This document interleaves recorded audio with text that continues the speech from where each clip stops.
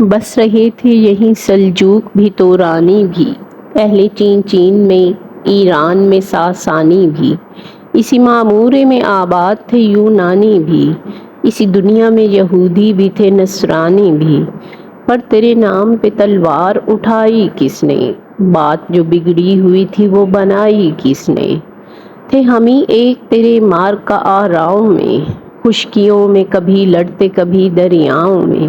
دی اذانیں کبھی یورپ کے کلیساؤں میں، کبھی افریقہ کے تپتے ہوئے صحراؤں میں،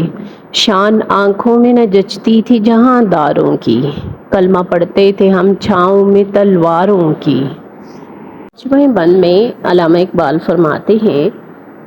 کہ سلجوق اور تورانی بھی یہی موجود تھے، چین میں اہل چین اور ایران میں ساسانی بھی تھے، یونانی بھی سے روئے زمین پر آباد تھے، یہودی اور عیسائی بھی رہتے تھے، لیکن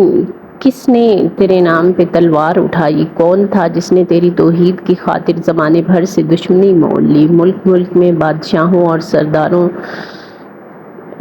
کی پرستش ہو رہی تھی، گھروں گھروں بتوں کی عبادت کی جاتی تھی، تو اے خدا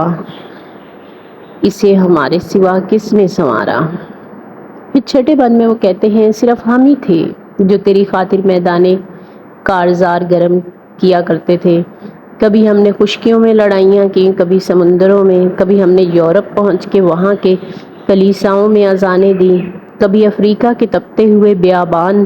اللہ اکبر کی صداؤں سے گونج اٹھے، بڑے بڑے بادشاہوں کی شان ہماری آنکھوں میں جچتی نہیں تھی اور ہم تلواروں کی چھاؤں میں بھی کلمہ پڑھتے تھے۔